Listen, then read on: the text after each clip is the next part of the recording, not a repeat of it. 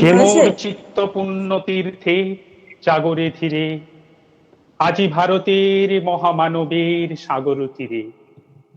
নমস্কার, শুভ সন্ধ্যা। আজ 15ই আগস্ট, ভারতবর্ষের স্বাধীনতা দিবস। সারা ভারতবর্ষ ব্যাপী স্বাধীনতার অমৃত মহোৎসব পালিত হচ্ছে। আমরাও all Bengal blind teachers association সমস্ত সদস্যগণ একটি সাংস্কৃতিক অনুষ্ঠানে সমবেত হয়েছি। আজকের এই অনুষ্ঠানে সভাপতিত্ব করছেন শ্রদ্ধেয় শ্রী মৃণাল কান্তি সাহা মহাশয়।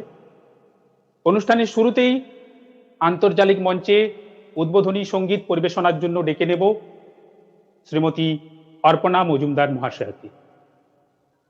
আমারে নিবি ভাই শুনিতে চাই আপনারে, আমারে আমারে নিবি ভাই শুনিতে চাই আপনারে, আমারে তোমারে মন গলিয়ে, আমারে মন গলিয়ে কাজ ভুলিয়ে সঙ্গে তোদের নিয়ে জানে, আমারে আমারে কে নিবি ভাই শুনিতে চাই আপনারে, আমারে আমারে কে নিবি ভাই শুনিতে চাই আপনারে, আমারে তোরা কোন রূপের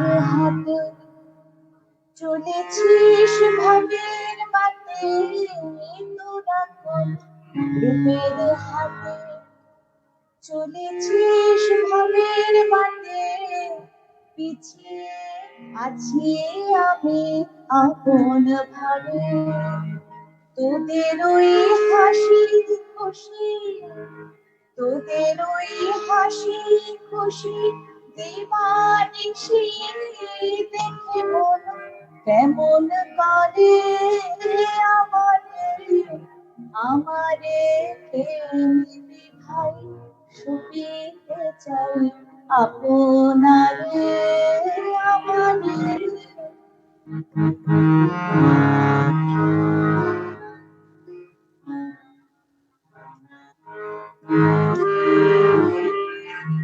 আমারে বাধা ফুটে নিয়ে যায় লুটে ফুটে, আমারে বাধা ফুটে নিয়ে যায় লুটে ফুটে, আমারে হতে পারে, আমারে বাধা ফুটে নিয়ে যায় লুটে ফুটে, আমারে বাধা ফুটে নিয়ে যায় লুটে ফুটে, আছে হতে পারে, যেমন ওই এক নিমেষে, যেমন ওই এক নিমেষে বন্যা এসে ভাসিয়ে নিয়ে যায় পারাবারে, আমারে আমারে কে নিবি ভাই শুনিতে চাই আপনারে, আমারে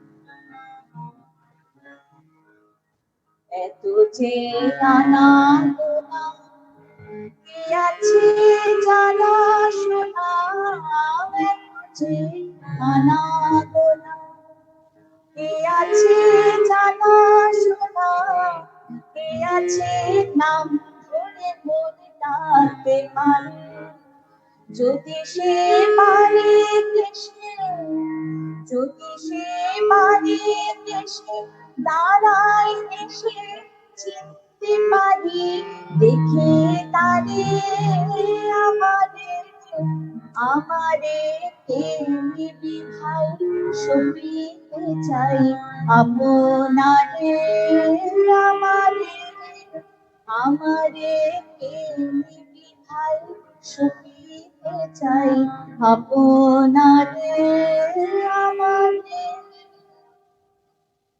ধন্যবাদ অর্পণা ম্যাডামকে সুন্দর উদ্বোধনী সঙ্গীত পরিবেশনার জন্য। এরপর আমরা আন্তর্জালিক মঞ্চে ডেকে নেব শিক্ষক শ্রী হরিপদ হাজরা মহাশয়কে স্বাগত ভাষণ দেওয়ার জন্য। নমস্কার। বণিকের মানদণ্ড দেখা দিল রাজদণ্ড রূপে। স্বাধীনতার ৭৫ বছর আমরা পূর্ণ করেছি। আজ ৭৬তম স্বাধীনতা দিবস। এই উপলক্ষে আমরা এই অনুষ্ঠানে সকলে মিলিত হয়েছি। ভারতবর্ষে আজ দিকে দিকে স্বাধীনতা দিবসের অনুষ্ঠান পালিত হচ্ছে এবং গর্বের সঙ্গে আমরা এই দিনটি পালন করছি। কিন্তু এই যে স্বাধীনতা দিবস এত গর্বের সঙ্গে আমরা পালন করছি, এই গর্বের দিনটি এমনি এমনি আসেনি, আমরা সবাই জানি। এই স্বাধীনতার জন্য অগণিত ভারত মায়ের বীর সন্তানদের আত্মবলিদানের মধ্য দিয়ে আমরা এই স্বাধীনতা পেয়েছি। প্রথমে আমি আমার অন্তরের অন্তঃস্থল থেকে সেই সমস্ত বীর সন্তানদের, ভারত মায়ের বীর সন্তানদের কোটি কোটি প্রণাম জানাই। স্বাধীনতা আমরা পেয়েছি। স্বাধীনতা মানে আমাদের কাছে কিন্তু যথেচ্ছাচার নয়। আমরা যা খুশি তাই করব, যেমন করে ইচ্ছা আমরা আমাদের জীবন যাপন করব, তা তো নয়। সেই সুনির্দিষ্ট পথে আমরা আমাদের স্বাধীনতাকে পরিচালিত করে আমাদের জীবন তথা দেশ, আমরা দেশকে আমাদের পরবর্তী প্রজন্মের কাছে আরো সুন্দর করে উপস্থিত করার জন্য আমরা আমাদের সব কাজে কর্মে, আমাদের কর্তব্যে শপথ গ্রহণ করতে হবে। কর্তব্যে অবিচলিত থাকার জন্য সংকল্প গ্রহণ করতে হবে। এটি হচ্ছে আমাদের এই স্বাধীনতা দিবস উদযাপনের মূল ভিত্তি হওয়া উচিত। স্বাধীনতা আমার কাছে, আমি যেটা মনে করি, স্বাধীনতা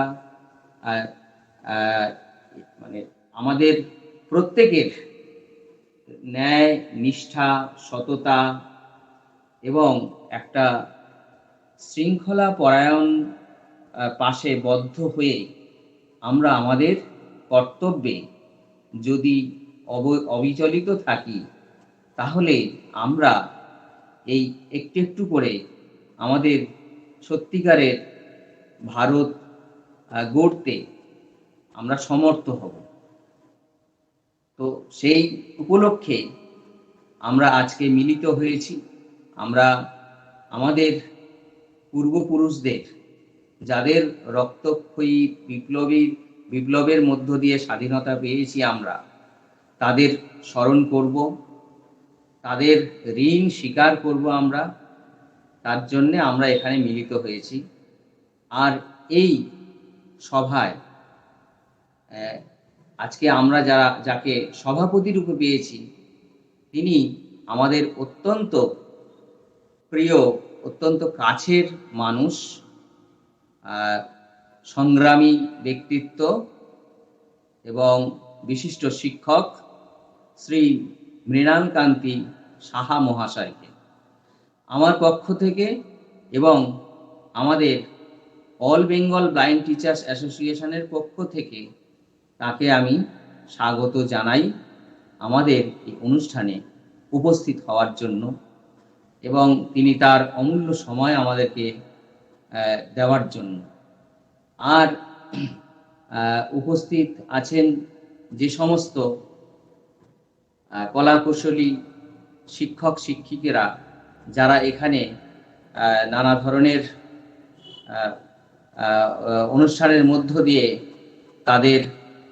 তারা তাদের আবৃত্তি, গান ইত্যাদি পরিবেশনের মধ্য দিয়ে আমাদেরকে সমৃদ্ধ করবেন, আমি তাদেরকেও স্বাগত জানাচ্ছি। আমাদের অল বেঙ্গল ব্লাইন্ড টিচার্স অ্যাসোসিয়েশনের এক্সিকিউটিভ কমিটির সমস্ত সদস্যকে এবং আমাদের কালচারাল কমিটির সমস্ত সদস্যকে স্বাগত জানাচ্ছি। আমাদের অল বেঙ্গলের সমস্ত সদস্যকে আজকে সকলের সহযোগিতায় সকলে মিলে আমরা এই অনুষ্ঠানটিকে সুন্দর করে উপভোগ করব। অনুষ্ঠানটাকে আমরা একটা মাত্রায় নিয়ে যাব। এই কয়েকটি কথা বলে পুনরায় আমি আবার সকলকে স্বাগত জানিয়ে বিশেষ করে সভাপতি মহাশয় শ্রীযুক্ত মৃণালকান্তি সাহা মহাশয়কে স্বাগত জানিয়ে, ধন্যবাদ জানিয়ে, শ্রদ্ধা জানিয়ে আমি আমার বক্তব্য শেষ করছি। ধন্যবাদ হরিপদ স্যারকে। এবার আন্তর্জালিক মঞ্চে আহ্বান জানাবো শ্রীমতী প্রভাতী বিশ্বাস মহাশয়াকে। স্বাধীনতার যে দেশাত্মবোধক রচনা থেকে তিনি পাঠ করবেন।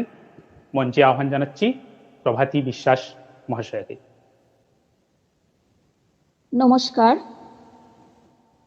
ভারতের স্বাধীনতা আন্দোলনের অন্যতম প্রাণপুরুষ নেতাজি সুভাষচন্দ্র বসু বিভিন্ন ছাত্র এবং যুব সম্মেলনে যে সমস্ত বক্তব্য রেখেছিলেন তারই সংকলন থেকে 1929 সালের 29শে ডিসেম্বর মেদিনীপুরের যুব সম্মেলনের সভাপতির অভিভাষণের কিছু অংশ আমি পাঠ করছি। স্বপ্ন অনেকের ছিল, অনেকের আছে। আমাদের স্বর্গীয় নেতা দেশবন্ধু চিত্তরঞ্জন দাস মহাশয়েরও একটা স্বপ্ন ছিল। সে স্বপ্ন ছিল তার শক্তির উৎস, তার আনন্দের নির্ঝর। তার স্বপ্নের উত্তরাধিকারী আজ আমরা হইয়াছি। আমাদেরও তাই একটা স্বপ্ন আছে। এই স্বপ্নের প্রেরণায় আমরা উঠি, বসি, চলাফেরা করি, লিখি ও বলি এবং কাজকর্ম করি। সে স্বপ্ন বা আদর্শ কি? আমি চাই একটা সর্বাঙ্গীন মুক্তিসম্পন্ন সমাজ এবং তার উপরে একটা স্বাধীন রাষ্ট্র, যে সমাজে ব্যক্তি সর্বতোভাবে মুক্ত হইবে এবং সমাজের চাপে আর নিষ্পিষ্ট হইবে না, যে সমাজে জাতিভেদের অচলায়তন আর থাকিবে না, যে সমাজে নারী মুক্ত হইয়া সমাজে এবং রাষ্ট্রে পুরুষের সহিত সমান অধিকার ভোগ করিবে এবং সমাজ ও রাষ্ট্রের সেবায় সমানভাবে আত্মনিয়োগ করিবে, যে সমাজে অর্থের বৈষম্য থাকিবে না, যে সমাজে প্রত্যেক ব্যক্তি শিক্ষা ও উন্নতির সমান সুযোগ পাইবে, যে সমাজে শ্রমের এবং কর্মের পূর্ণ মর্যাদা থাকিবে এবং অলসের ও নিষ্কর্মার কোনো স্থান থাকিবে না, যে রাষ্ট্র বিজাতীয় প্রভাব প্রতিপত্তির হস্ত হইতে সর্ব বিষয়ে মুক্ত হইবে, যে রাষ্ট্র আমাদের স্বদেশী সমাজের যন্ত্রস্বরূপ হইয়া কাজ করিবে। সর্বোপরি যে সমাজ ও রাষ্ট্র ভারতবাসীর অভাব মোচন করিয়া বা ভারতবাসীর আদর্শ সার্থক করিয়া ক্ষান্ত হইবে না, পরন্তু বিশ্ব মানবের নিকট আদর্শ সমাজ ও আদর্শ রাষ্ট্র বলিয়া প্রতিভাত হইবে, আমি সেই সমাজ ও সেই রাষ্ট্রের স্বপ্ন দেখিয়া থাকি। এই স্বপ্ন আমার নিকট নিত্য এবং অখণ্ড সত্য। এই সত্য প্রতিষ্ঠার জন্য সব কিছু করা যায়, সর্বপ্রকার ত্যাগ বরণ করা যায়, সর্বপ্রকার কষ্ট স্বীকার করা যায় এবং এই স্বপ্ন সার্থক করিবার চেষ্টায় প্রাণ বিসর্জন করিলেও সে মরণ স্বর্গ সমান। হে তরুণ ভ্রাতৃমণ্ডলী, তোমাদের দিবার মতো সম্পদ আমার কিছু নাই, আছে শুধু এই স্বপ্ন, যা আমাকে অসীম শক্তি ও অপার আনন্দ দিয়াছে, যাহা আমার ক্ষুদ্র জীবনকে সার্থক করিয়াছে। এই স্বপ্ন আমি তোমাদের উপহার স্বরূপ দিতেছি, গ্রহণ করো। ধন্যবাদ। অনেক ধন্যবাদ প্রভাতী ম্যাডামকে। এবার আমরা একটু সঙ্গীতে চলে যাই। এখন মঞ্চে আহ্বান জানাবো শ্রী রবীন্দ্রনাথ সাহা মহাশয়কে দেশাত্মবোধক সঙ্গীত পরিবেশনার জন্য। সকলকে স্বাধীনতা দিবসের অমৃত মহোৎসবে শুভেচ্ছা জানাই। ভারতবর্ষ সূর্যের এক নাম, আমরা রয়েছি সেই সূর্যের দেশে। লীলা চঞ্চল সমুদ্রে অবিরাম, গঙ্গা যমুনা ভাগীরথী যেথা মিশে। ভারতবর্ষ সূর্যের এক নাম। ভারতবর্ষ মানবতার এক নাম, মানুষের লাগি মানুষের ভালোবাসা। প্রেমের জোয়ারে এ ভারত ভাসমান। ভারতবর্ষ মানবতার এক নাম, মানুষের লাগি মানুষের ভালোবাসা। প্রেমের জোয়ারে এ ভারত ভাসমান। যুগে যুগে তাই বিশ্বের যাওয়া আসা। সব তীর্থের আঁকা বাঁকা পথ ঘুরে, প্রেমের তীর্থ ভারত তীর্থে মিশে। ভারতবর্ষ সূর্যের এক নাম। ভারতবর্ষ সাম্যের এক নাম, অস্পৃশ্যতা হিংসায় দেশ ভুলে।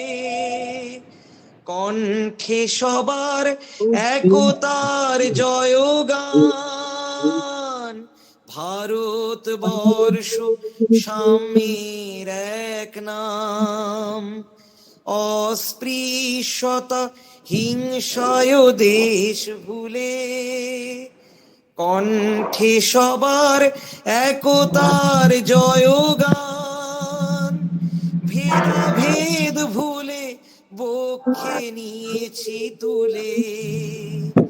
দেবতায় দেশে মানুষ হয়েছে জানি। মানুষকে দেখি গণদেবতার বেশে। ভারতবর্ষ সূর্যের এক নাম। ওই মহাসিন্ধুর ওপার থেকে কি সঙ্গীত ভেসে আসে। অনেক ধন্যবাদ রবীন্দ্রনাথ সাহা মহাশয়কে একটি সুন্দর সঙ্গীত উপহার দেওয়ার জন্য। এবার আমরা মঞ্চে ডেকে নেব অধ্যাপিকা নীলাঞ্জনা সেন মহাশয়াকে তার বক্তব্যের বিষয় স্বাধীনতা এক প্রবাহমানতা। নীলাঞ্জনা দিকে মঞ্চে আহ্বান জানাচ্ছি। নমস্কার। সভাপতি শ্রীযুক্ত মৃণালকান্তি সাহা মহাশয়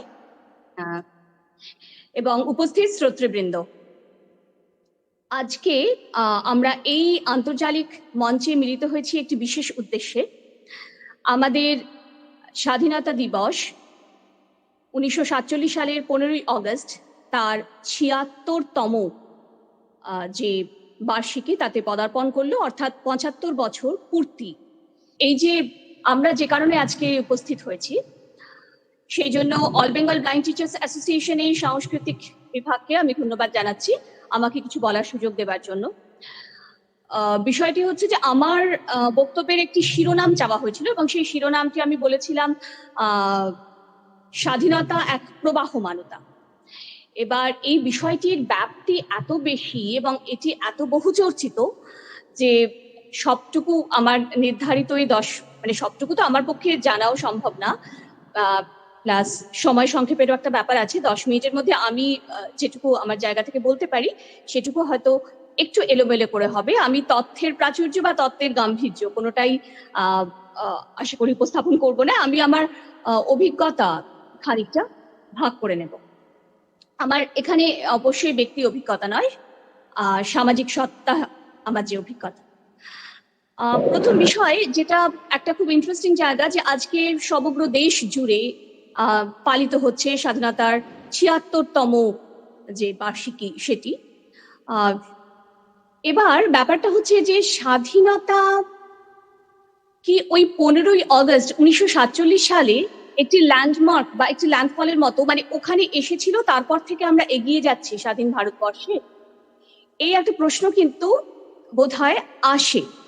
আসলে 1947 সালের 15ই অগস্ট যেটা আমরা অর্জন করেছিলাম সেটা একটি রাষ্ট্রের, আমাদের ভারত রাষ্ট্রের রাজনৈতিক স্বাধীনতা। এবার প্রথমত এই স্বাধীনতার দাম অবশ্যই আমরা জানি, বহু শত শত শহীদের রক্ত, চোখের জল, বহু শহীদের তাদের সমস্ত কিছু, তাদের ক্যারিয়ার, তাদের স্বপ্ন, তাদের পরিবার, সমস্ত বিসর্জন দিয়ে এই স্বাধীনতা এনেছিলেন। কিন্তু একই সঙ্গে এই স্বাধীনতা আরো কিছু মূল্য আদায় করে নিয়েছিল আমাদের থেকে। যেমন এই স্বাধীনতা যখন এলো, তখন যখন আমরা স্বাধীনতার উৎসবে মশগুল, তখন কিন্তু সেই স্বাধীনতার সঙ্গে আরো কিছু এলো, সেটা হচ্ছে দেশ বিভাজন বা পার্টিশন। ফলে যা হলো, এমন অনেকে, প্রচুর প্রচুর মানুষ সীমান্তের এপার এবং ওপার থেকে তাদের সর্বস্ব খুইয়ে, ঘর বাড়ি, আত্মীয় পরিজন, তাদের জীবনের নিরাপত্তা, নিশ্চয়তা, ভবিষ্যৎ, অতীত, বর্তমান সমস্ত হারিয়ে তারা এপার থেকে ওপারে গেল বা ওপার থেকে তারা এপারে এলো। এবার ব্যাপার যেটা হলো সেটা হচ্ছে যে এদের পরিচয় হলো রিফিউজি বা উদ্বাস্তু। একটা খুব ইন্টারেস্টিং প্রশ্ন তখন থেকেই বোধহয় সবার মনে আসতে থাকলো, তাহলে এই যে মানুষের দল, যাদেরকে মানে মোটামুটি বলা যেতে পারে যে এদেশও সীমান্তের এপার বা ওপার কোনো রাষ্ট্রই তাদের নিজস্ব নাগরিক বলে স্বীকার করলো না, তাদের অবস্থানটা কি? এবার বিষয়টা হলো, এই পৃথিবীর মাটিতে তারা জন্মগ্রহণ করেছে, তার জল ও হাওয়ায় পুষ্ট হয়েছে এবং প্রচলিত সামাজিক ব্যবস্থায় তারা শিক্ষিত, সংস্কৃত ইত্যাদি হয়েছে। এরপর কিছু মানুষের কোনো পরিচয় থাকলো না, কারণ আমাদের মুশকিল হলো যে আমরা যে সময়ের কথা বলছি সেই সময় আমাদের একটাই পরিচয় হয়ে দাঁড়ালো, সেটা হচ্ছে নাগরিক। অর্থাৎ কোন দেশের আমরা নাগরিক সেটা সবচেয়ে ইম্পর্টেন্ট হয়ে দাঁড়ালো। এবার মুশকিল হচ্ছে কোন দেশ, এই নাগরিকত্বের প্রশ্নে যখনই দুটি দেশই তাদেরকে ডিজোন করলো, তখন তাহলে তাদের পৃথিবীতে বাস করার বাস্তবিক বলা যেতে পারে মানুষের মতো বেঁচে থাকার কোনো অধিকার কিন্তু থাকলো না। হ্যাঁ, দুটি রাষ্ট্রই কিছুটা দয়া পরবশ হয়ে তাদের জন্য কিছু কিছু করেছেন, কিন্তু তার যে মর্মান্তিক ইতিহাস সেটা আমি এখানে অবশ্যই পুনরাবৃত্তি তার করতে চাই না। তাহলে প্রশ্ন হলো, স্বাধীনতাটা কার এলো? একটি রাষ্ট্রের, এবং রাষ্ট্র যে বিশেষ কিছু লোককে, হয়তো সেটা অনেক লোককে, নাগরিক হিসেবে স্বীকৃতি দিলেন, স্বাধীনতাটুকু তাদের। আর যাদের দিলেন না, তাদের স্বাধীনতার সংজ্ঞা কি হবে? এরপর শুধু একটি বিষয় নয়, আরো আছে। যেমন আমি কোনো স্ট্যাটিস্টিক্স দিচ্ছি না, আমি একটা গল্পের সামান্য একটুখানি একটা রেফারেন্স দেব, তারাশঙ্কর বন্দ্যোপাধ্যায়ের হাসুলি বাঁকের উপকথা।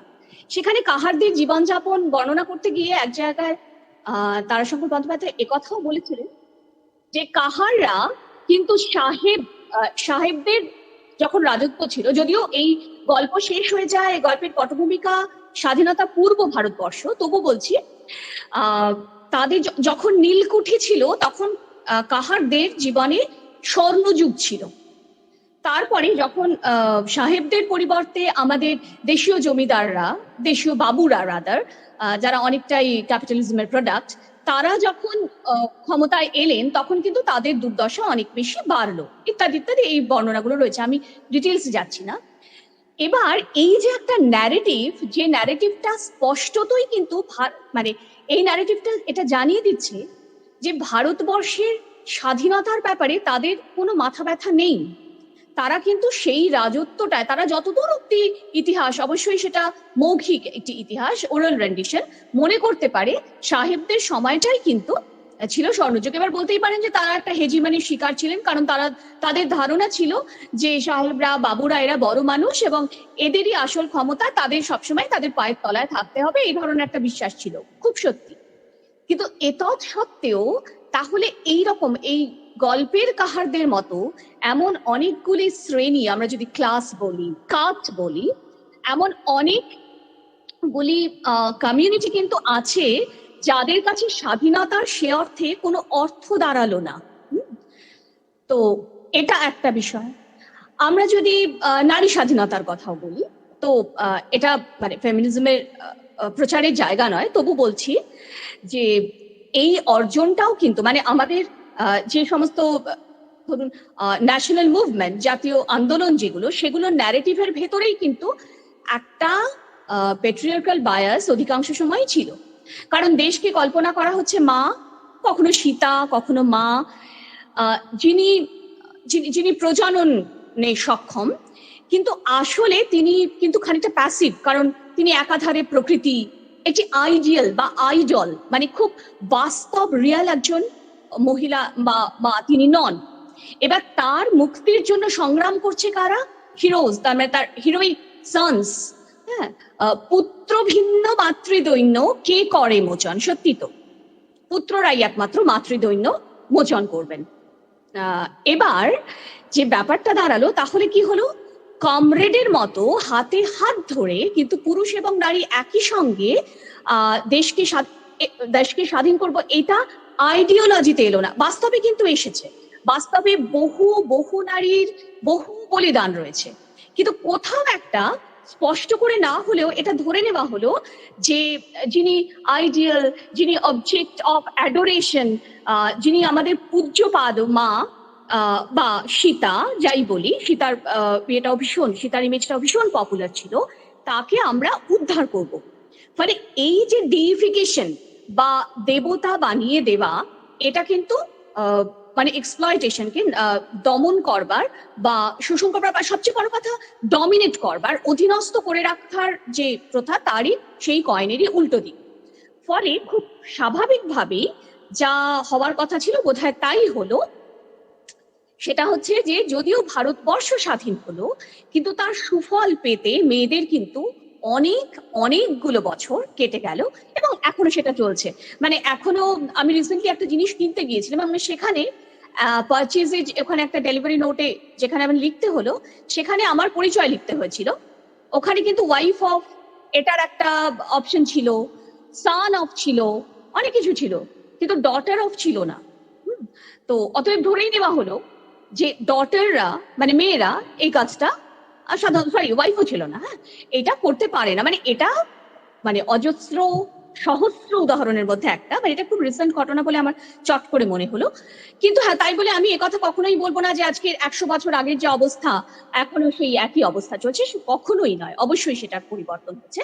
কিন্তু আমি বলছি এই স্বাধীনতা যা এখনো অর্জন আমরা করে চলেছি, তা কিন্তু ওই 1947 সালের 15ই অগস্টের সঙ্গে সমার্থক নয়। হ্যাঁ, মানে ওই একই সঙ্গে দুটি বিষয় একদিন মাঝরাতে এসে গেছিল, বিষয়টা কি তা নয়।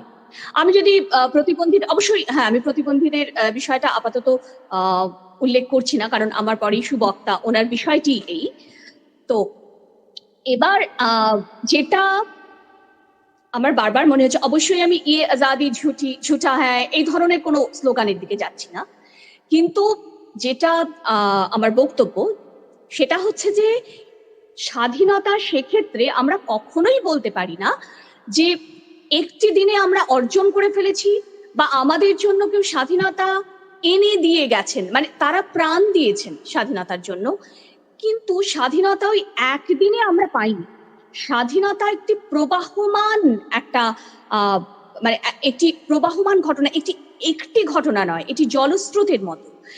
স্বাধীনতা এটা কনসেপ্ট হিসেবে কি হয়, আমাদের মনে রাখতে হবে, দেখুন, বর্ন ফ্রি বা জন্ম থেকেই স্বাধীন এটা বলে কিছু হয় না, বাস্তবে আমরা কেউই বর্ন ফ্রি নই। ফলে স্বাধীনতাও একটি কনসেপ্ট। হ্যাঁ, আমি কতটা স্বাধীন সেই ব্যাপারটাও কিন্তু আমাকে খানিকটা শিখিয়ে দেওয়া হয়। আমি বলি যে আমি স্বাধীন, যেমন আমরা যেমন এখন স্বাধীনতা দিবস পালন করছি, অতএব আমি ধরে নিয়েছি যে আমি স্বাধীন।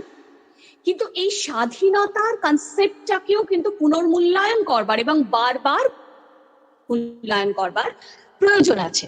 প্রথম হচ্ছে একটা জায়গা থেকে, সেটা হচ্ছে হেজিমানি।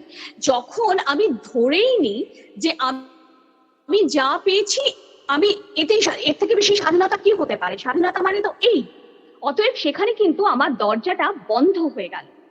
কিন্তু আমি যদি ভাবতে থাকি স্বাধীনতা, এটা যদিও আবিধানিক অর্থ স্ব অধীনতা, কিন্তু কেউ বলেছিলেন, আমি সোর্সটা মনে করতে পারছি না, যে সুয়ের অধীনতা, এটা আমার বেশি ভালো লাগে। এবং কোনটা সু, সেই কনসেপ্টটাকেও কিন্তু আমাদেরকে বারবার ভাঙতে হবে, বারবার গড়তে হবে। এটি একটি কন্টিনিউয়াম এবং এটা চলতেই থাকবে। এবং স্বাধীনতা অর্জন, হ্যাঁ, আমরা রাজনৈতিকভাবে আমাদের রাষ্ট্রের স্বাধীনতা অর্জন করেছি, কিন্তু বিশ্ব মানব হিসেবে বা একেবারেই ব্যক্তিগত মানবী হিসেবে আমাদের স্বাধীনতা অর্জনের যে যাত্রা, সেটা চলবে। এটি একটি প্রবাহমান একটি অবস্থা। এটা কখনো একদিনে বা একটি ঘটনায় অর্জন করা সম্ভব নয়।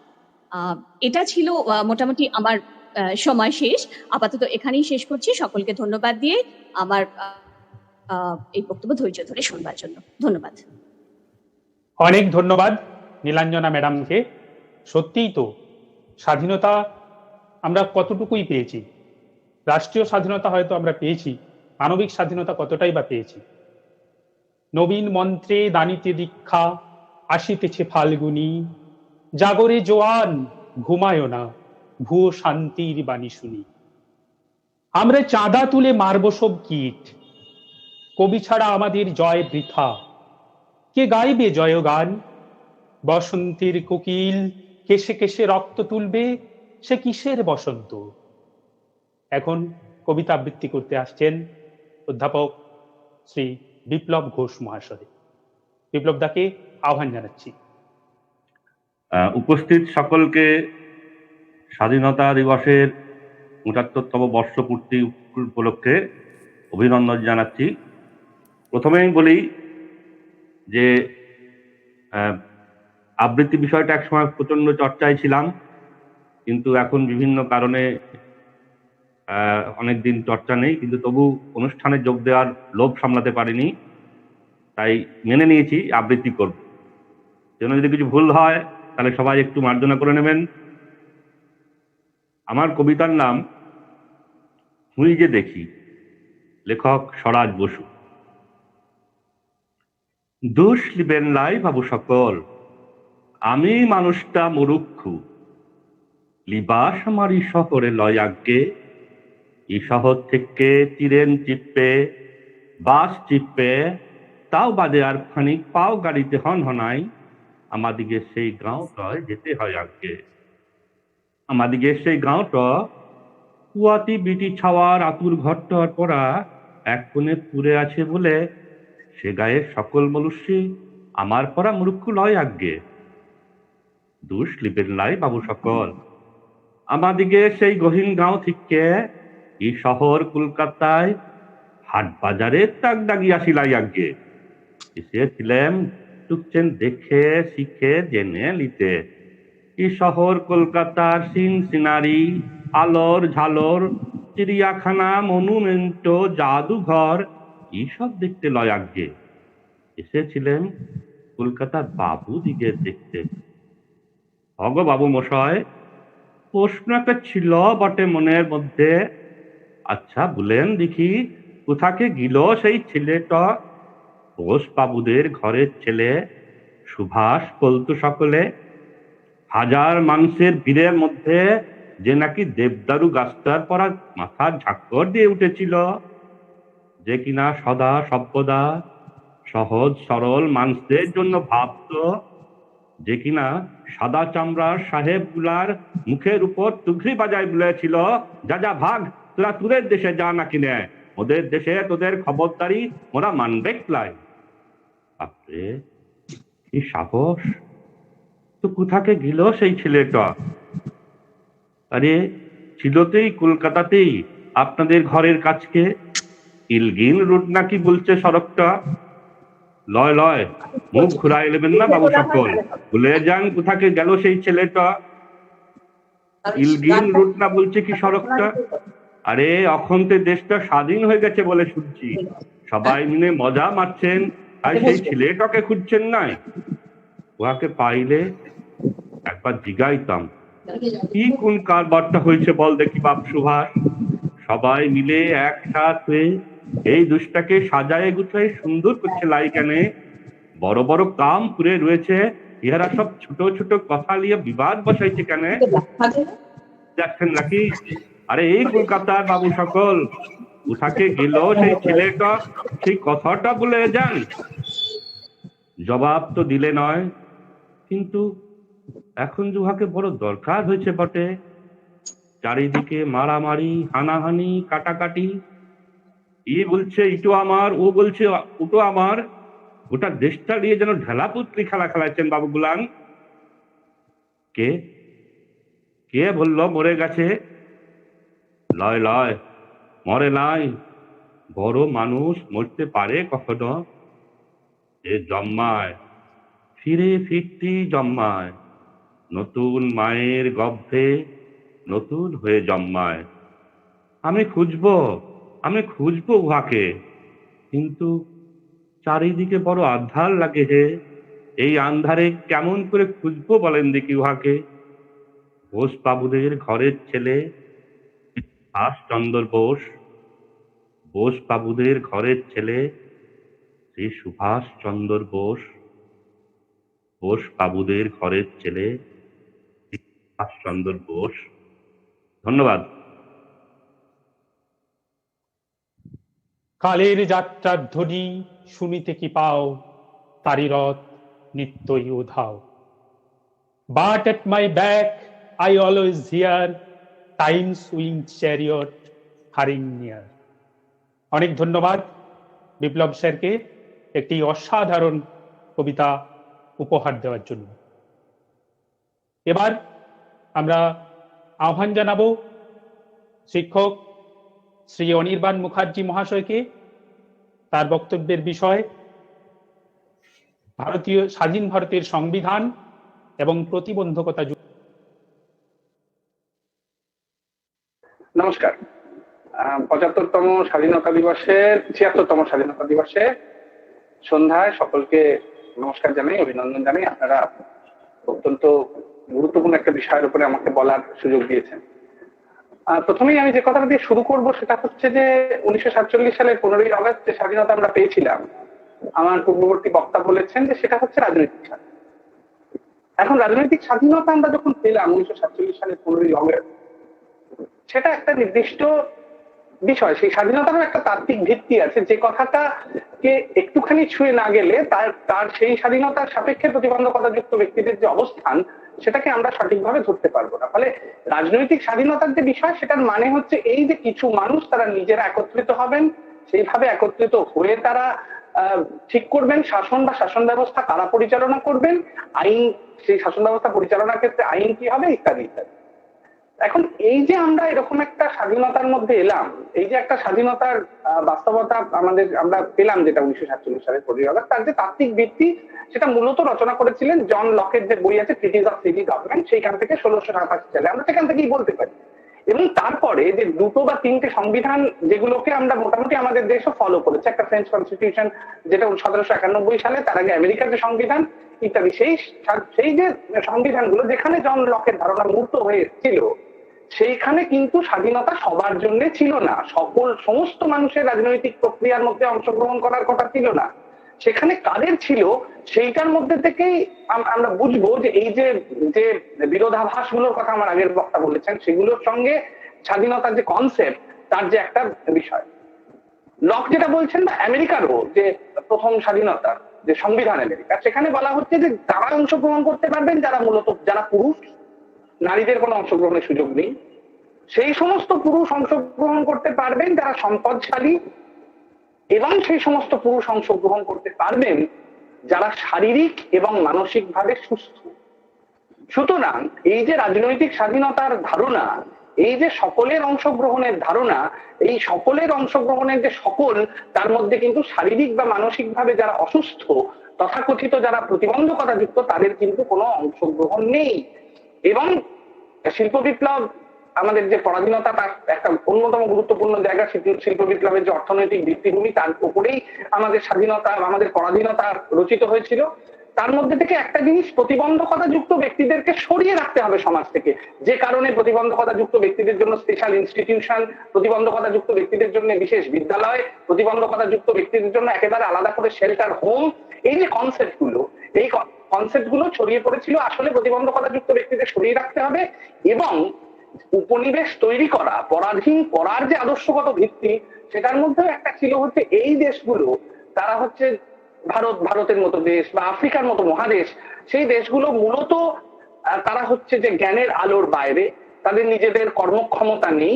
সাদা চামড়ার লোকেদের এটা হচ্ছে দায়িত্ব যে তাদেরকে শিক্ষিত করা, তাদেরকে কর্মক্ষম করা, যেটাকে রুডিয়ার্ড কিপলিং বলেছেন হোয়াইট ম্যানস বার্ডেন। এবং আপনারা যদি বাইবেলের স্ক্রিপচার দেখেন, সেখানে দেখবেন বলবে যে give light to the blind, give a hand to the lame, এই ধরনের সমস্ত শব্দ আছে। সুতরাং এই যে পরাধীনতার কনসেপ্ট, কারা পরাধীন হবেন, তাতে প্রতিবন্ধকতাযুক্তরা পরাধীন হবেনি। বাকি নারীদের পরবর্তীকালে গান্ধী আহ্বান জানিয়েছেন, কিন্তু গান্ধীজি কখনো প্রতিবন্ধীদের আহ্বান জানান, নারীদের আহ্বান জানিয়েছেন, সুভাষচন্দ্র আহ্বান জানিয়েছেন, সমস্ত নেতারা নারীদের আহ্বান জানিয়েছেন, মা হিসেবেই জানিয়েছেন, কমরেড বা সহযোদ্ধা হিসেবে জানাননি, কিন্তু তবুও জানিয়েছেন তো, কিন্তু প্রতিবন্ধীদের কেউ জানান। সুতরাং সেই লেগেসি আমরা যখন সংবিধান রচনায় পেলাম, তখন প্রতিবন্ধকতাযুক্ত ব্যক্তিদের বিষয়টা সংবিধানে উল্লেখ করা হয়নি। এবং আম্বেদকর যখন দলিতদের সংরক্ষণের কথা বলছেন, তখন আম্বেদকর বলছেন যে কাস্ট রিজার্ভেশন এদের যখন দেওয়া হচ্ছে, তখন এরা কিন্তু ডিসেবল নয়। আম্বেদকর যে সংবিধানের ড্রাফট রচনা করছেন, যা নেতৃত্ব দিচ্ছেন, সেই সংবিধানেও কিন্তু প্রতিবন্ধকতাযুক্ত ব্যক্তিদের জন্য কিন্তু কোনো অ্যাফার্মেটিভ অ্যাকশন নেই। আমাদের সংবিধানের 14, 15 এবং 16 ধারাতে যেখানে অ্যাফার্মেটিভ অ্যাকশনের কথা বলা আছে, যেখানে সদর্থক উদ্যোগ রাষ্ট্র গ্রহণ করবে কিছু কিছু মানুষকে, সেখানে কিন্তু প্রতিবন্ধকতাযুক্ত ব্যক্তিদের কথা নেই। আমাদের সংবিধানের দুটো জায়গাতে প্রতিবন্ধকতাযুক্ত ব্যক্তিদের অবস্থান আছে। একটা হচ্ছে 41 নম্বর ধারায়, যেখানে বলেছে যে যারা প্রতিবন্ধকতাযুক্ত, যারা বৃদ্ধ, যারা অসুস্থ, যারা অক্ষম ইত্যাদি ইত্যাদি, তাদের জন্য রাষ্ট্র কিছু কল্যাণকামী ব্যবস্থা গ্রহণ করবে যদি রাষ্ট্রের টাকা পয়সা থাকে। এটা একটা। আর হচ্ছে যে সংবিধানে ওই ক্ষমতার যে বন্টন, আপনারা জানেন আমাদের সংবিধানে যে বিভিন্ন ধরনের ক্ষমতার বন্টন আছে, তাতে প্রতিবন্ধকতা রাজ্য তালিকার বিষয়, এটা নিয়ে বহুবার কথা হয়েছে আমাদের গ্রুপের মধ্যেও কথা। সেখানে প্রতিবন্ধকতাযুক্ত ব্যক্তিদের অবস্থানটা হচ্ছে, তার আগে হচ্ছে শ্মশান, কবরস্থান দেখাশোনা করা এবং পশুপালন, এর মাঝখানে হচ্ছে প্রতিবন্ধকতা। যে লিস্ট আছে তার মধ্যে আছে, উইকিপিডিয়াতে আছে, আপনারা দেখে নেবেন। সুতরাং সংবিধানে ভার্চুয়ালি প্রতিবন্ধকতাযুক্ত ব্যক্তিদের জন্য অ্যাফার্মেটিভ অ্যাকশনের কথা বলা নেই। এইবার যদি কেউ প্রশ্ন করেন, আচ্ছা যে মৌলিক অধিকারের কথা বলা, সেটা কি প্রতিবন্ধীরা পাবেন না? প্রতিবন্ধীদের কি মৌলিক অধিকার নেই? প্রতিবন্ধীদের মৌলিক অধিকার আছে, প্রতিবন্ধীদের মত প্রকাশের অধিকার আছে, কিন্তু যারা কথা বলতে পারেন না তারা মত প্রকাশ করবেন কি করে? কারণ আমরা তো সাইন ল্যাঙ্গুয়েজ বুঝি না, রাষ্ট্র সাইন ল্যাঙ্গুয়েজকে স্বীকৃতি জানায়নি আলাদা করে। বা আমরা যারা দৃষ্টিহীন, আমরা তো সমস্ত রকম ভাবে যে মত প্রকাশিত হচ্ছে, সমস্ত যে রিটেন টেক্সট বলুন, ইনফরমেশনের যে অ্যাক্সেসিবিলিটি, আমরা কি সত্যি সেটা পাচ্ছি? আমাদের কাছে কত percent of the reading material, কত percent of the published material, সেটা কতটা আমাদের কাছে অ্যাক্সেসিবল? ফলে সংবিধান মৌলিক অধিকারের কথা বলেছে, প্রতিবন্ধীদের মৌলিক অধিকারের কথা বলেছে। সংবিধানের 19-এর যে এফ, মানে 19F, সেখানে বলা আছে যে কোনো মানুষ যেখানে সেখানে যেতে পারবেন, যে কোনো জায়গাতে তিনি তার জীবিকা গ্রহণ করার জন্য থাকতে পারবেন। কিন্তু রাস্তাঘাট, ব্যারিয়ার ফ্রি অ্যাক্সেস, যেটা আরপিডি আইনে আছে, সেই ব্যারিয়ার ফ্রি অ্যাক্সেস যদি না থাকে, সত্যি একজন চলাফেরার ক্ষেত্রে প্রতিবন্ধকতা যুক্ত ব্যক্তি বা আমরাও যারা দৃষ্টিহীন মানুষ, আমরাও বা কতটা আমাদের সেই অধিকার পালন করতে পারবো? এবং তার সঙ্গে প্রতিবন্ধকতা যুক্ত ব্যক্তিদের আলাদা করে একটা সার্টিফিকেটের বিষয় আছে। আপনি অন্য একটা রাজ্যে, সংবিধান বলছে আপনি অন্য রাজ্যে কাজ করতে পারেন, কিন্তু সেই রাজ্যের প্রতিবন্ধী সার্টিফিকেট যদি আমাকে আবার নিতে হয়, যতক্ষণ না সার্টিফিকেট পাচ্ছেন ততক্ষণ করছে না। এখন ব্যাপারটা হচ্ছে এমন দাঁড়াতে পারে যে স্বাধীনতা নিয়ে বলতে গিয়েও সার্টিফিকেটের প্রসঙ্গ কেন বলছি, কিন্তু বিষয়টা হচ্ছে রাষ্ট্র যেভাবে তৈরি হয়েছে, রাষ্ট্র যেভাবে তার কাঠামোটাকে তৈরি করেছে, সেই কাঠামোর মধ্যে, সেই বিষয়টার মধ্যে কিন্তু প্রতিবন্ধকতা যুক্ত ব্যক্তিরা যে একটা স্টেক হোল্ডার, যাকে ইংরেজিতে আমরা বলতে পারি, মানে তারাও যে একটা অংশীদার, সেই ধারণাটা সংবিধানের মধ্যে নেই। তাই জন্যেই রাষ্ট্রসংঘের যে ট্রিটি অব্লিগেশন বা রাষ্ট্রসংঘের সন্ধি করার কারণে যে দায়বদ্ধতা, সেই দায়বদ্ধতা থেকেই সরকার আইন করে, সরকার কিন্তু প্রতিবন্ধকতা যুক্ত ব্যক্তিদের জন্য স্বতঃপ্রণোদিতভাবে কোনো আইন তৈরি করেনি। 1970-এর দশকের মাঝামাঝি থেকে, যখন থেকে রাষ্ট্রসংঘে এই ব্যাপারটা নিয়ে আলাপ আলোচনা শুরু হয়, তখন থেকে প্রতিবন্ধকতা যুক্ত ব্যক্তিদের বিষয়গুলোকে আলোচনা হয়। এবং আপনারা যদি দেখেন, প্রতিবন্ধকতা যুক্ত ব্যক্তিদের শিক্ষা, ন্যাশনাল এডুকেশন পলিসি বা স্টেট এডুকেশন পলিসি নিয়ে আমরা আলোচনা করেছি। 1985 সালে যে নতুন শিক্ষানীতি এসছেন, ন্যাশনাল পলিসি অফ এডুকেশন, তার আগে কিন্তু প্রতিবন্ধীদের শিক্ষা নিয়ে সেরকম করে কিছু বলা হয়নি। যে সব থেকে কম্প্রিহেন্সিভ যে শিক্ষা কমিশন, কোঠারি কমিশন, সেখানেও কিন্তু প্রতিবন্ধীদের শিক্ষা নিয়ে বিশেষ কিছু বলা। সুতরাং আমাদের রাষ্ট্র পরিচালনার ক্ষেত্রে প্রতিবন্ধকতা যুক্ত ব্যক্তিদের অংশগ্রহণ, মৌলিক অধিকার পালন করার ক্ষেত্রে যে অংশগ্রহণ করা দরকার, যে অংশগ্রহণ সুনিশ্চিত করা দরকার, সেইগুলো আমাদের দেশে সংবিধান অন্তত সেগুলোকে এখন অব্দি গ্রহণ করেনি। এবার আরেকটা বিষয় প্রতিবন্ধকতা যুক্ত ব্যক্তিদের, সেটা হচ্ছে জাস্টিস পাওয়া বা না পাওয়া। যে কোনো স্বাধীন দেশের নাগরিক তার সংবিধানের 32 নম্বর ধারাতে যে অধিকার আছে, যে মৌলিক অধিকার, সেখানে সে যে কোনো ব্যাপারে শাসনতান্ত্রিক প্রতিবিধান চাইতে পারে। প্রতিবন্ধকতা যুক্ত ব্যক্তিদের জাস্টিস, এটা নিয়ে আমরা বিভিন্ন ফোরামে আলোচনা করছি। বহু বিষয় আছে যেখানে প্রতিবন্ধকতা যুক্ত ব্যক্তিদের, এই যে ধরুন আমরাও এই অন্যান্য প্ল্যাটফর্ম গুলো যেখানে আমরা কথা বলেছি, প্রতিবন্ধী মেয়েদের উপরে যে সেক্সুয়াল হ্যারাসমেন্টের ঘটনা ঘটে বা আরো অন্যান্য যে ঘটনা ঘটে, সেখানে একটি হিয়ারিং ইম্পেয়ার্ড মেয়ে, পুলিশ তার সাক্ষ্য গ্রহণ করতে পারে না। কারণ কি করে সাক্ষ্য গ্রহণ করতে হবে পুলিশ সেটা জানেই না, তার কোনো মডিউল নেই। সুতরাং এই যে দেশে যে রাজনৈতিক স্বাধীনতার যে কনসেপ্ট, সেই রাজনৈতিক স্বাধীনতার কনসেপ্ট যেহেতু মূলত একটা এবেলিস্ট কনস্ট্রাক্ট, যেহেতু এখানে পুরুষ, যেহেতু এখানে সম্পদ, এবং যেহেতু এখানে শারীরিক সক্ষমতা বা মানসিক সক্ষমতা, এইটাই হচ্ছে এই রাজনৈতিক স্বাধীনতার মূল যে বেডরক, এটা মূল যে ভিত্তিভূমি, মূলত এই তিনটে বিষয়ের উপরেই যেহেতু এই রাজনৈতিক স্বাধীনতার ধারণা তৈরি হয়েছে, এবং সেই রাজনৈতিক স্বাধীনতার ধারণা থেকেই একটা ব্যক্তি, একটা জাতি, একটা জাতি রাষ্ট্রের যে কনসেপ্ট তৈরি হয়েছে, সেই জন্যই কিন্তু আসলে প্রতিবন্ধকতা যুক্ত ব্যক্তিরা তাদের যে পূর্ণ স্বাধীনতা পাওয়া, সেইখান থেকে তারা কিন্তু বঞ্চিত হচ্ছেন। আমার আগের বক্তা ঠিক যেমনটা বলার চেষ্টা করেছেন অন্যান্য মার্জিনালাইজ গ্রুপগুলোর ক্ষেত্রেও। এখন প্রশ্ন হচ্ছে, তাহলে কি আমরা এই স্বাধীনতার বিরোধিতা করছি, বা এই স্বাধীনতার মানে যা বললাম তার থেকে কি তাই? নিশ্চয়ই তা নয়। এই রাজনৈতিক স্বাধীনতা না থাকলে আমরা নিজেদের সংবিধান রচনা করতে পারতাম না। আমাদের সংবিধান অন্তত আমাকে কোর্টে যাওয়ার অধিকার দেয় একজন প্রতিবন্ধী মানুষ হিসেবে। ফলে আমি সেই অধিকারটাকে তো এক্সারসাইজ করতেই পারি। আমার ফ্রিডম অফ এক্সপ্রেশন আছে, আমি সেটাকে এক্সারসাইজ করতে পারি, আমার এই সংবিধান। সুতরাং প্রতিবন্ধকতা যুক্ত ব্যক্তিদের এই মুহূর্তে দু ধরনের অ্যাক্টিভিজমের মধ্যে, দু ধরনের কাজের মধ্যে অবতীর্ণ হওয়ার প্রয়োজন। এক হচ্ছে তাদের নিজেদের অধিকার যাতে আরো সঠিকভাবে যে যারা সিদ্ধান্ত গ্রহণ করছেন তাদের কাছে প্রতিফলিত হয়, সেইটা একটা বিষয়। যেমন আমাদের সক্রিয় হওয়া দরকার, আমাদের অ্যাক্টিভিজমের পার্ট হিসেবে সেটাকে গ্রহণ করা দরকার। তেমনি আরেকটা অংশ হিসেবে যেটা গ্রহণ করা দরকার, আমাদের সংবিধানের মধ্যে যেটা ইতিবাচক দিক আছে, আমাদের সংবিধানে যেটা ব্যক্তির অধিকার, ব্যক্তির স্বাধীনতাকে ব্যক্তি স্বাধীনতাকে যেটা স্বীকার করে, ব্যক্তি স্বাধীনতাকে সম্প্রসারিত করতে পারে এরকম যে জায়গাগুলো আছে, সেই জায়গাগুলো যাতে রক্ষিত হয় সেইটাকে দেখা দরকার। স্বাধীনতা নিয়ে আলোচনা করতে গেলে একটা কথা আমরা সবাই বলি যে স্বাধীনতা মানে স্বেচ্ছাচারিতা নয়, কিন্তু স্বাধীনতা মানে স্বেচ্ছাচারিতা নয়, এটা হচ্ছে শাসকের কথা। আমরা যারা তথাকথিত শাসিত, আমাদের যাদের প্রতিনিয়ত অধিকার খর্ব হয়, আমাদের যাদের প্রতিনিয়ত নিজেদের পাওনা গন্ডার জন্য রাস্তায় নামতে হয়, আমরা কিন্তু এই কথা যদি আমরাও যদি এটা মনে রাখি স্বাধীনতা মানে স্বেচ্ছাচারিতা নয়, তাহলে আসলে আমরা শাসকের কথা বলছি, এবং আমরা নিশ্চয়ই শাসকের কথা বলছি না।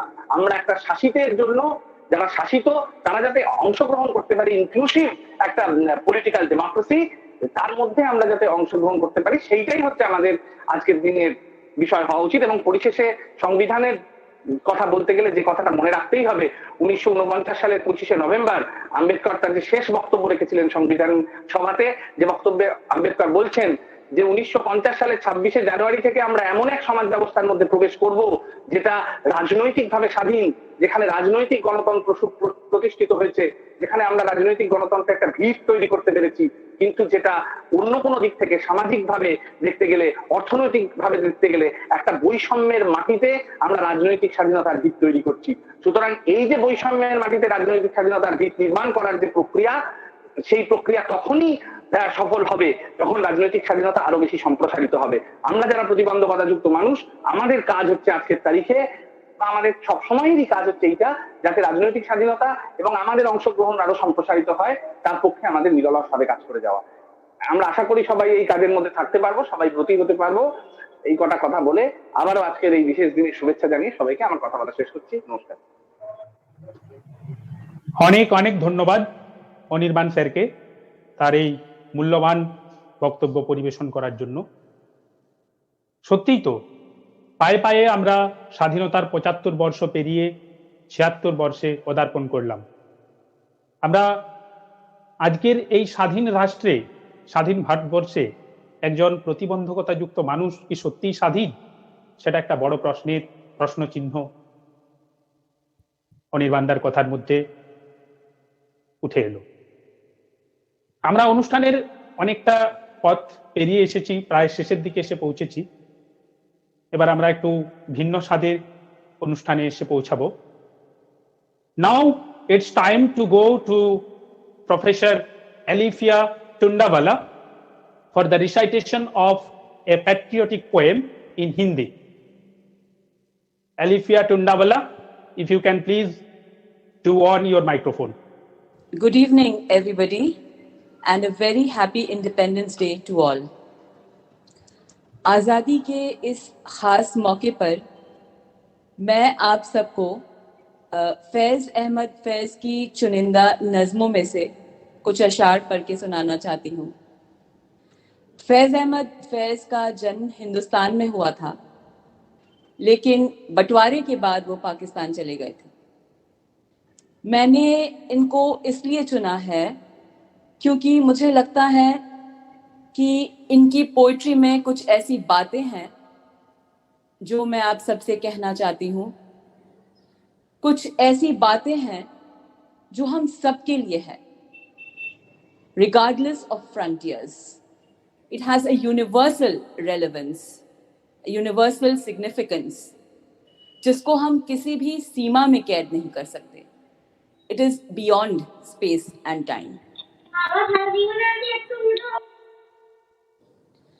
कड़े संघर्ष के बाद जब हमारे देश को अंग्रेजों की गुलामी से आज़ादी मिली, हमने एक नए सफ़र की शुरुआत की।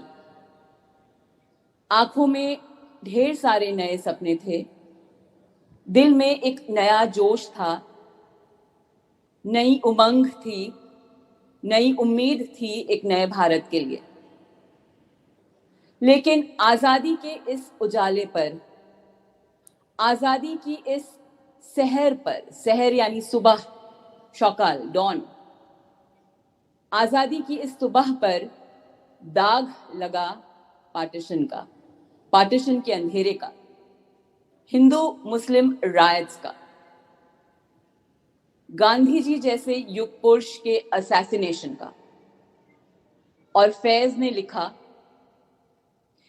ये दाग दाग उजाला, ये शब गजीदा सहर, वो इंतजार था जिसका, ये वो सहर तो नहीं, ये वो सहर तो नहीं जिसकी आरजू लेकर चले थे यार कि मिल जाएगी कहीं ना कहीं फलक के दश्त में तारों की आखिरी मंजिल।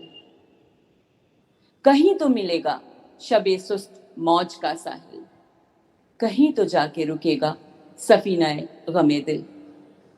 जवालहू की पुरस्रार शाहराओं से चले जो यार तो दामन पे कितने हाथ परे, दयारे हुस्न की बेसब्र ख्वाबगाहों से पुकारती रही बाहें बदन बुलाते रहे। बहुत अजीज थी लेकिन रुखे सहर की लगन, बहुत करीं था हसीना ने नूर का दामन। सुबक सुबक थी तमन्ना, दबी दबी थी थकन। सुना है हो भी चुका है फिराके जुल्मत नूर, सुना है हो भी चुका है विसाले मंजिलो गाम। बदल चुका है बहुत अहले दर्द का दस्तूर। जिगर की आग, नजर की उमंग, दिल की जलन, किसी पे चारे हिजरा का कुछ असर ही नहीं। कहां से आई निगारे सबा किधर को गई, अभी चिरागे सरे रह को कुछ खबर ही नहीं। अभी गिरानी शब में कमी नहीं आई, अंधेरा अभी कम नहीं हुआ है। निजात दीदो दिल की घड़ी नहीं आई, चले चलो कि वो मंजिल अभी नहीं आई, चले चलो कि वो मंजिल अभी नहीं आई। लेकिन फैज की पोएट्री में सिर्फ एक डिसअपॉइंटमेंट और एंग्विश ही नहीं है, एक प्रॉमिस भी है, होप भी for a better tomorrow. Faiz कहते हैं हम देखेंगे, लाजिम है कि हम भी देखेंगे वो दिन कि जिसका वादा है, जो लौहे अजल में लिखा है, स्लेट ऑफ इटर्निटी लौहे अजल। वो दिन कि जिसका वादा है, जो लौहे अजल में लिखा है, हम देखेंगे, लाजिम है कि हम भी देखेंगे।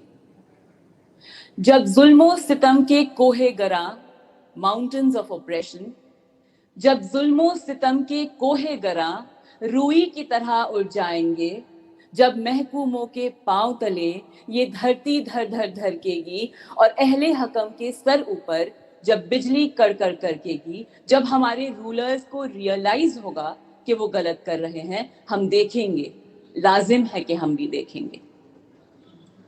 लेकिन ये दिन ऐसे ही नहीं आएगा, उसके लिए हमें बोलना होगा, आवाज उठानी होगी, रेवोल्यूशन लाना होगा। जिस तरह से हमारे आजादी के परवानों ने किया था, इनकलाब जिंदाबाद का नारा बुलंद करना होगा। और फैज कहते हैं बोल कि लब आजाद है तेरे, बोल जुबां अब तक तेरी है, तेरा सुत्व जिस्म है तेरा, बोल कि जान अब तक तेरी है। बोल ये थोड़ा वक्त बहुत है जिस्म जुबां की मौत से पहले, बोल कि सच अब तक जिंदा है, बोल जो कुछ कहना है कह ले, जो कुछ कहना है कह ले। आज के दिन में मैं आप सबको एक मैसेज देना चाहती हूँ कि किसी भी तरह के जुल्म को, अत्याचार को सहना इट्स नॉट अ वर्च्यू, ये हमारी कमजोरी है।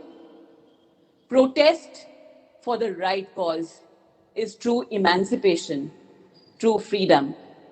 Into that heaven of freedom, my Father, let my country awake. Thank you.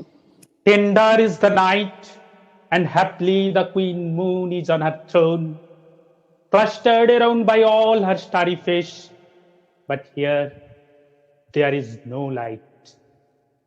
Many, many thanks to Alifia Tundawala, Professor Alifia Madam, for the recitation.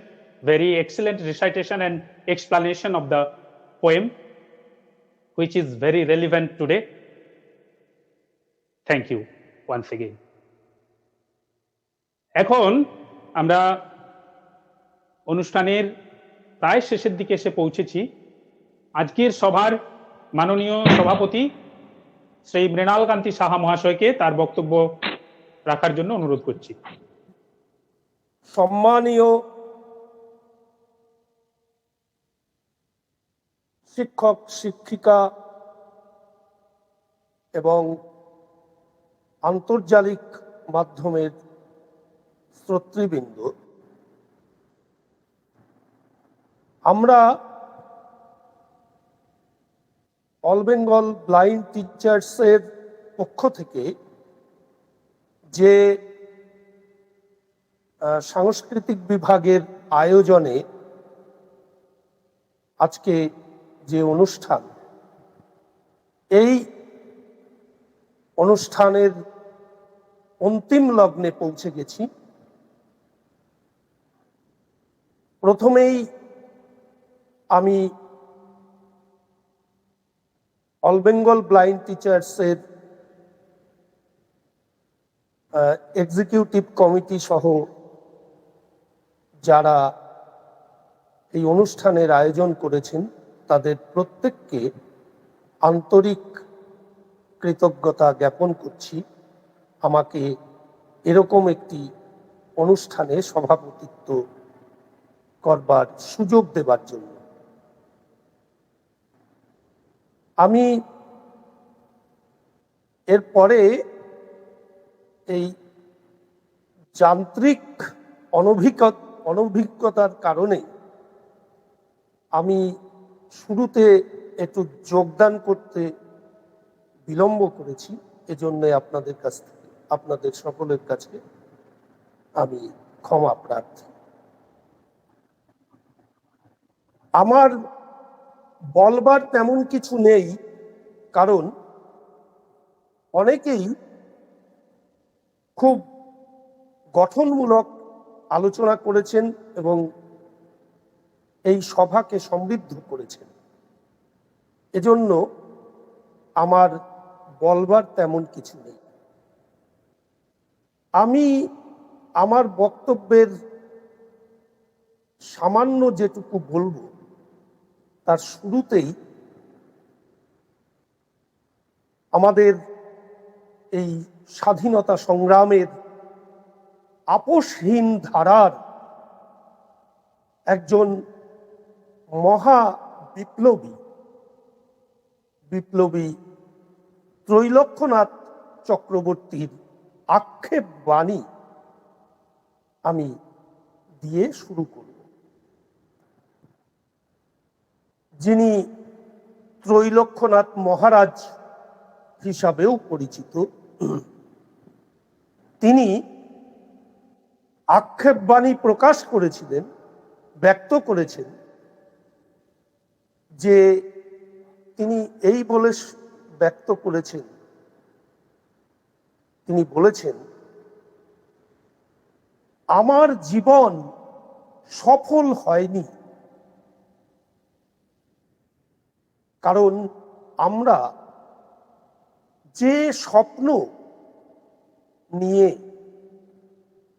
যে আশা নিয়ে আমরা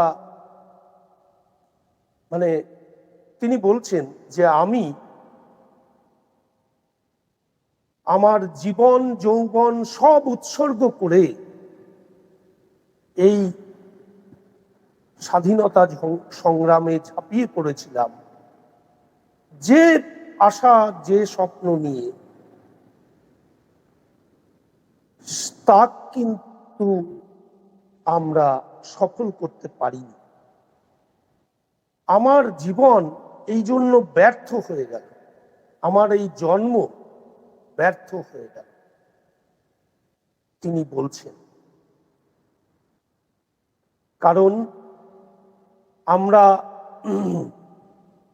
আমাদের এই যে ভারতবর্ষের যে মানুষ, তার সর্বাঙ্গীন স্বাধীনতা, সেটা আমরা অর্জন করতে পারি। আপনারা অনেকেই বলেছেন যে কেবলমাত্র রাজনৈতিক অধিকারটা অর্জিত হয়েছে। বিপ্লবী ত্রৈলোক্যনাথ চক্রবর্তীর আক্ষেপ বাণী থেকে এটাই প্রমাণিত হয় যে আমরা আমাদের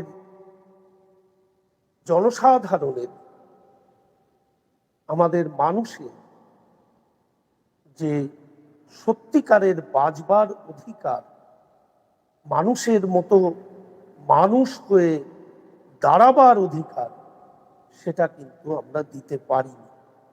অর্থাৎ আমরা রাজনৈতিক স্বাধীনতা অর্জন করলেও আমরা কিন্তু আমাদের যে পূর্ণাঙ্গ সর্বাঙ্গীন বিকাশের স্বাধীনতা, সেটা কিন্তু আমরা আনতে পারিনি, অর্জন করতে পারিনি। আর এই প্রসঙ্গে আমি বলবো, স্বাধীনতাটা কি? স্বাধীনতা হচ্ছে একটা পরিবেশ। এই পরিবেশটি কি পরিবেশ? কিসের পরিবেশ? পরিবেশ হচ্ছে যে আমার আত্মবিকাশের, আমার ব্যক্তিত্ব বিকাশের যে বাধাহীন একটা পরিবেশ, বাধাহীন অবস্থা। ব্যক্তিত্ব বিকাশের এই বাধাহীন অবস্থা সৃষ্টি হয় কিভাবে? অধিকারের স্বীকৃতির মাধ্যমে। আমরা প্রতি পদে পদে লক্ষ্য করছি মানুষের অধিকার, মানুষের যে ব্যক্তিত্ব বিকাশের জন্য যে প্রয়োজনীয় অধিকার, সেই অধিকার প্রতিনিয়ত খর্ব হচ্ছে, প্রতিনিয়ত সেই অধিকার মানে সেই অধিকার আমরা দেখছি ক্রমশ আমরা পাচ্ছি না। সেই অধিকার আমরা লক্ষ্য করছি যে রাষ্ট্রশক্তি ক্রমশ সেই অধিকারগুলোকে দিতে চাইছে না। সেই অধিকার থেকে আমরা বঞ্চিত, উপেক্ষিত, অবহেলিত। এটা আমরা প্রতিনিয়ত লক্ষ্য করছি। অনির্বাণ মাস্টারমশাই বলে গেছেন যে প্রতিবন্ধকতা যুক্ত মানুষের কথা এখানে বলা হয়নি সংবিধানে। এখানে আমি একটা কথা বলবো, ডক্টর আম্বেদকর 1953 সালে সংবিধান রচনার পরে, এইটা কিন্তু পার্লামেন্টের প্রসিডিংসেও আছে, 1953 সালে তিনিও একটা আক্ষেপবাণী প্রকাশ করে গেছেন, ব্যক্ত করেছেন।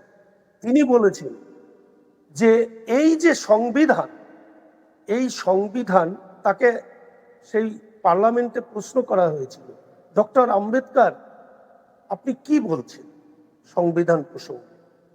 ডক্টর আম্বেদকর বললেন যে হ্যাঁ, আমি এই সংবিধানের রচয়িতা হলেও আমি এই সংবিধানের খসড়া পড়েছি, কিন্তু এই সংবিধান আমি মনে করি সঠিকভাবে লিখিত হয়নি, এবং এই সংবিধান আমি বলবো যে এটা পুড়িয়ে ফেলা উচিত।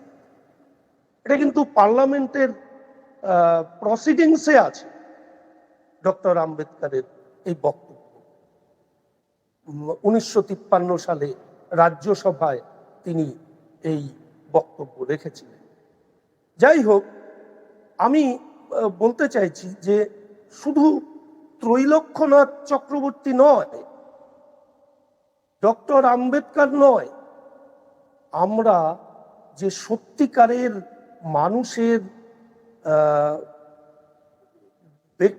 মানুষের বিকাশের উপযুক্ত পরিবেশ গড়ে তুলতে পারিনি, এবং যার জন্যে এত প্রাণ বলিদান হলো, সেটা যে সার্থক হয়নি।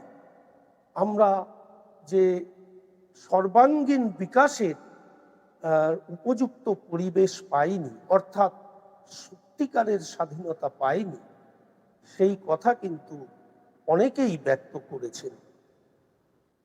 তাই আমাদের দায়িত্ব যে আজকের দিনে আমরা প্রত্যেকে যেন মানুষের মনুষ্যত্বের মনুষ্যত্বের পূর্ণ বিকাশের জন্য যাতে উপযুক্ত পরিবেশ গড়ে তুলতে পারি, সেই পরিবেশটি রচনা করবার দায়িত্ব, ঐতিহাসিক দায়িত্ব আমাদের উপরে অর্পিত হয়েছে।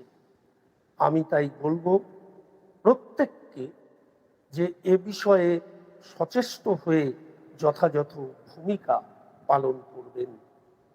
একটি কথা শেষে আমি উল্লেখ করব, অনেকেই বলে থাকেন যে রাজনীতি খুব বাজে জিনিস, রাজনীতিতে আমরা এই আন্দোলন এটা রাজনৈতিক আন্দোলন, আমরা যাব। রাজনীতি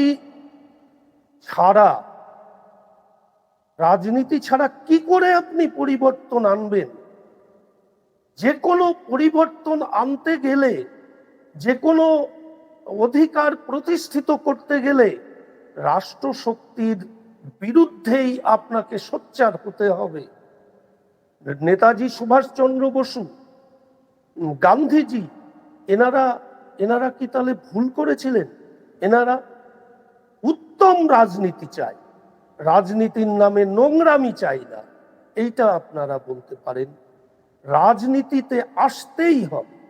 রাজনীতিতে যদি না আসি, হ্যাঁ, দল মত নির্বিশেষে একটা গণ আন্দোলন সংগঠিত করার জন্য আপনাকে রাজনৈতিকভাবে সচেতন হতেই হবে। তাই রাজনীতি ছাড়া সমাজের মঙ্গল কল্যাণ করা সম্ভব নয়। ফলে রাজনীতিকে ঘৃণা করার কোনো কারণ নেই।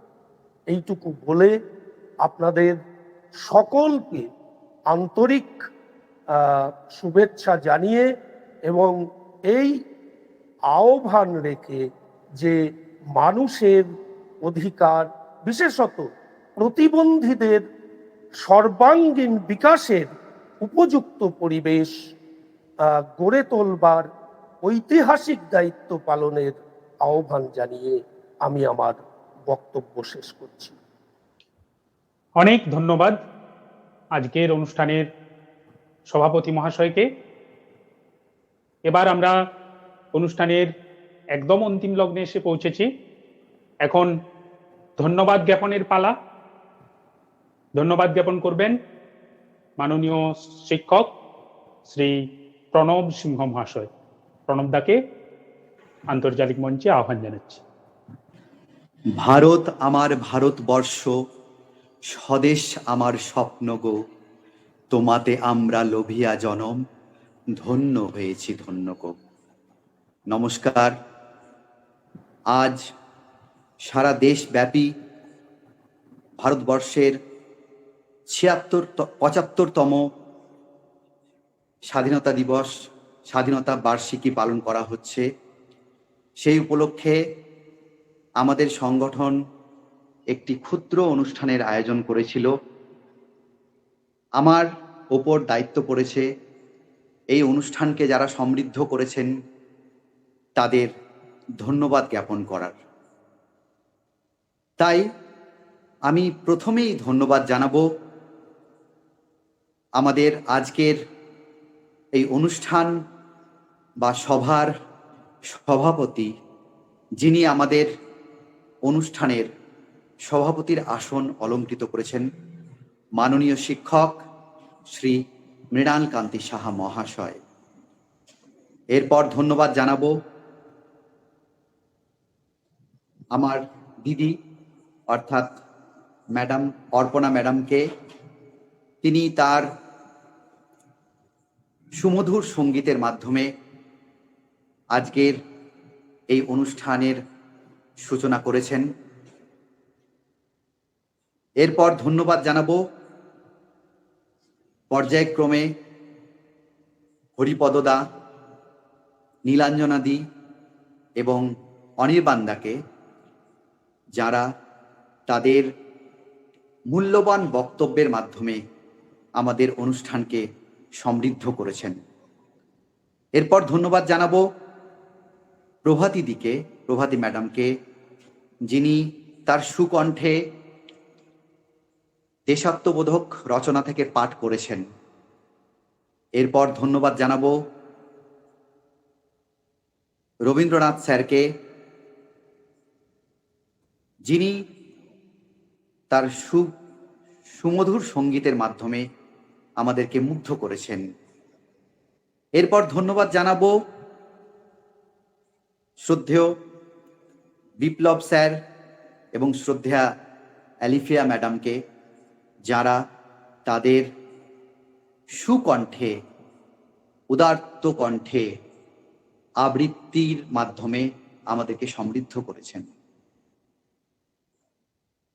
এরপর ধন্যবাদ জানাবো আমার বন্ধু প্রতিম রাহুল দেব রায়, যদিও তিনি যান্ত্রিক কারণে আমাদের যন্ত্র সঙ্গীত শোনাতে পারেননি, এর জন্য আমাদের একটা দুঃখ থেকে গেল, কিন্তু তবুও তাকে ধন্যবাদ জানাবো।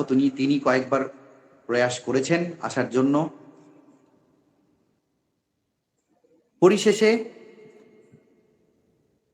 ধন্যবাদ জানাবো আমাদের মাননীয় সঞ্চালক সৌমিত্রদাকে, আমার প্রিয় সৌমিত্রদা। তার সুমধুর কণ্ঠে তিনি যে নিপুণতার সাথে এই অনুষ্ঠানটিকে পরিচালনা করেছেন, তা সত্যি প্রশংসার যোগ্য। এরপর ধন্যবাদ জানাবো যারা এই অনুষ্ঠানটিতে কারিগরি সহায়তার মাধ্যমে অনুষ্ঠানটিকে নির্বিঘ্নে পরিচালনা করেছেন, অর্থাৎ মানস স্যার এবং প্রদীপ স্যারকে। এবং সর্বোপরি ধন্যবাদ জানাবো আপনাদের সকলকে, যারা আপনারা ধৈর্য ধরে আজকের এই সুন্দর অনুষ্ঠানটি উপভোগ করলেন। এবং আমি আরো ধন্যবাদ জানাবো যিনি আমাদের অনুষ্ঠানে সমাপ্তি সঙ্গীতের মাধ্যমে আমাদের অনুষ্ঠানের সমাপ্তি ঘটাবেন, দিদি সোনালী ম্যাডামকে। পরিশেষে ভারত মাতার চরণে আমার নমস্কার জানিয়ে আমি আমার ক্ষুদ্র ধন্যবাদ জ্ঞাপন শেষ করছি। জয় হিন্দ, বন্দে মাতরম, ভারত মাতা কি জয়। নমস্কার। অনেক ধন্যবাদ প্রণব স্যারকে তার ধন্যবাদ জ্ঞাপনের জন্য। বাজে পুরো বীর, ছন্দের বীর, শেষ রাগিনীর বীণ। আমরা অনুষ্ঠানের একেবারে শেষে এসে পৌঁছেছি। এবার আমাদের মাননীয় সভাপতি মহাশয়ের অনুমতিক্রমে অনুষ্ঠান সমাপ্তির আগে সমাপ্তি সঙ্গীতের মধ্য দিয়ে আজকের অনুষ্ঠানের পরিসমাপ্তি ঘটবে। তাই সমাপ্তি সঙ্গীত পরিবেশনার জন্য মাননীয় শিক্ষিকা শ্রীমতী সোনালী পানি মহাশয়াকে আন্তর্জালিক মঞ্চে আহ্বান জানাচ্ছি। সোনালী দি।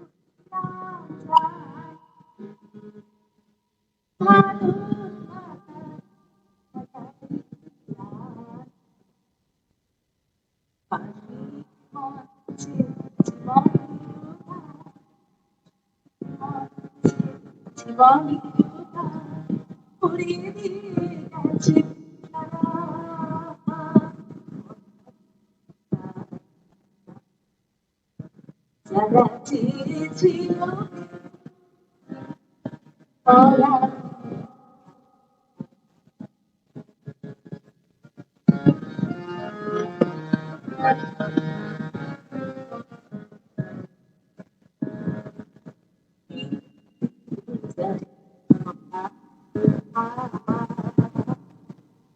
যদি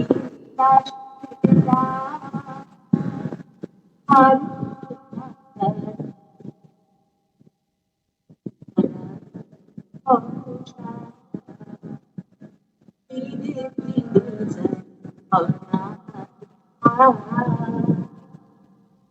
যদি দাসী আর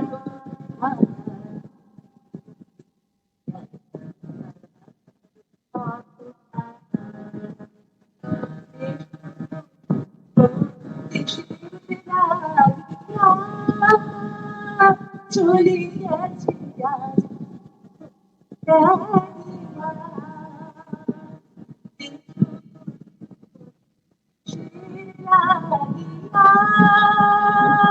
চলে গেছে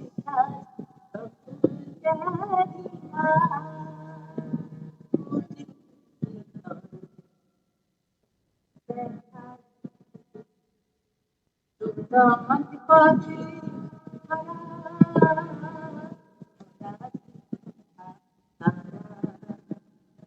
তারা চেয়েছিল পরাধীনতার স্বাধীন দিবস তারা পরাধীনতা তারা চেয়েছিল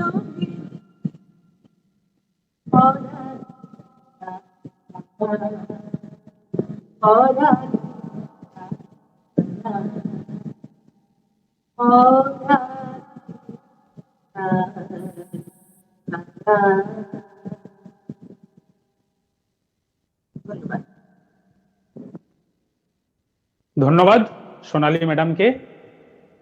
এবার বিদায়ের পালা। সভাপতি মহাশয়ের অনুমতিক্রমে আজকের এই সান্ধ্য সাংস্কৃতিক অনুষ্ঠানের পরিসমাপ্তি ঘোষণা করছি।